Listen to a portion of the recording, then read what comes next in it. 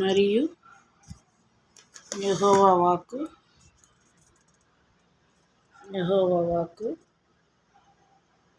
నాకు ప్రత్యక్షమై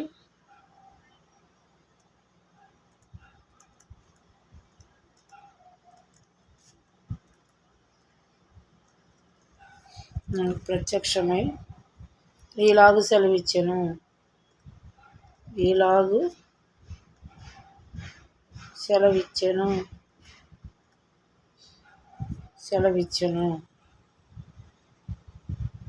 ప్రత్యక్షమై ఇలాగ సెలవిచ్చెను.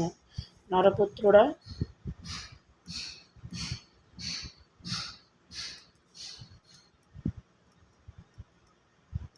ఈరోజు మనం రాస్తున్న యెహెజ్కేలు 13వ అధ్యాయం.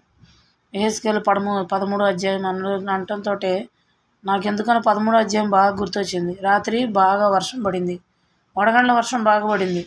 ఆ వాక్యం ఎక్కడో నేను చదివా అనిపించింది. చదివా కానీ అది ఎక్కడ అనేది అర్థం కాలేదు. యెహెజ్కేలు అని గుర్తొచ్చింది.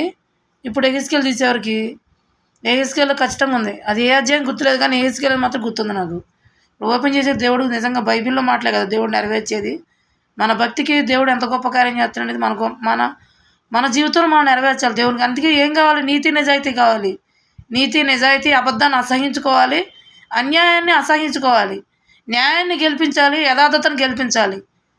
ఇవి ఉంటే దేవుడు మన పక్షాన గొప్ప కార్యాలు చేస్తారు. అబద్ధాలు ఆడుకుంటూ, మోసం చేస్తూ, దౌర్జన్యం చేస్తూ అటువంటి వాళ్ళకి దేవుడు ఎప్పుడు బైబిల్ మొత్తం ఆదికాండం నుంచి ప్రకటన గ్రంథం వరకు అబద్ధాలతో, అన్యాయంతో, దౌర్జన్యంతో గెలిచిన వాళ్ళు ఎవరూ లేరు. గొప్ప కార్యాలు దేవుడు వాళ్ళ పక్షాన చేయలేదు. న్యాయం, నీతి, నిజాయితీ మాత్రం గెలిపించింది. చూడండి, తెలుగు ఎట్లా రాస్తున్నాను.